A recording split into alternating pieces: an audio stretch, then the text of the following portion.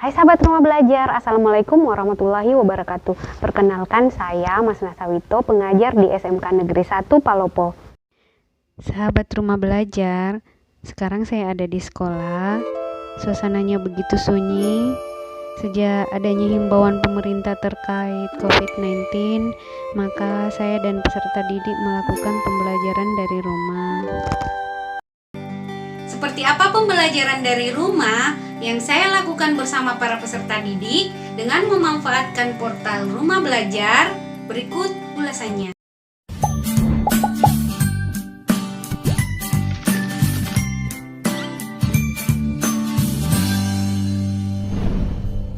Saya melakukan pembelajaran dari rumah dengan menggunakan model pembelajaran SOLE, Self-Organized Learning Environment.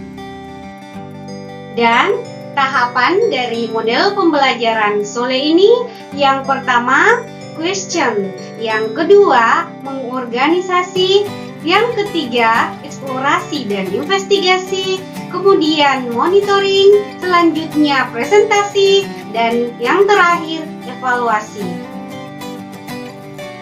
Lalu, bagaimana penerapan model pembelajaran SOLE ini dalam pembelajaran dari rumah? Berikut ulasannya.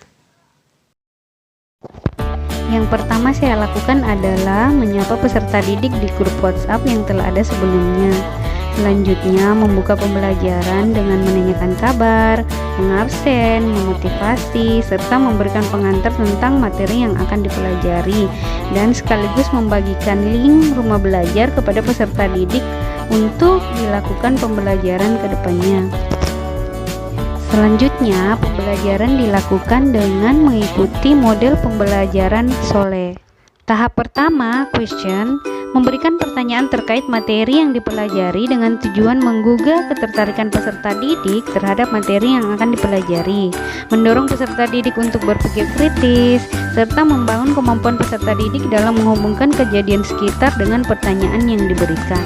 Yang kedua, mengorganisasi. Dalam hal ini, peserta didik dapat membangun kerjasama dan komunikasi antar sesama. Berikutnya, eksplorasi dan investigasi.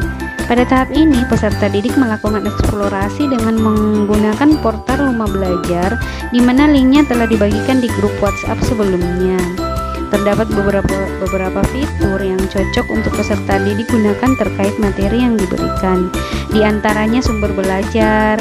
Di dalamnya terdapat video tentang materi yang dipelajari pada tema kali ini. Fitur lainnya yang tak kalah menariknya adalah Lab Maya. Di Lab Maya ini, peserta didik akan memperdalam pengetahuan mereka tentang materi yang dipelajari dengan melakukan percobaan dengan memilih materi yang sesuai dan cocok dengan pembahasan saat itu. Selanjutnya, monitoring. Selama proses pembelajaran berlangsung, guru tetap memonitoring baik melalui media WhatsApp dan sesekali melalui Webex Meeting dengan tujuan untuk mengembangkan sikap jujur dan disiplin di antara para peserta didik. Berikutnya, presentasi. Pada tahap ini, dengan menggunakan media Webex Meeting, peserta didik menyampaikan hasil eksplorasi dan investigasi terhadap pertanyaan yang diberikan. Dan yang terakhir, evaluasi dan refleksi. Evaluasi dilakukan dengan menggunakan fitur rumah belajar, yaitu bank soal. Tujuan tahapan ini adalah untuk mengembangkan kemampuan menganalisis dan mengambil keputusan terhadap hasil eksplorasi dan investigasi yang dilakukan peserta didik.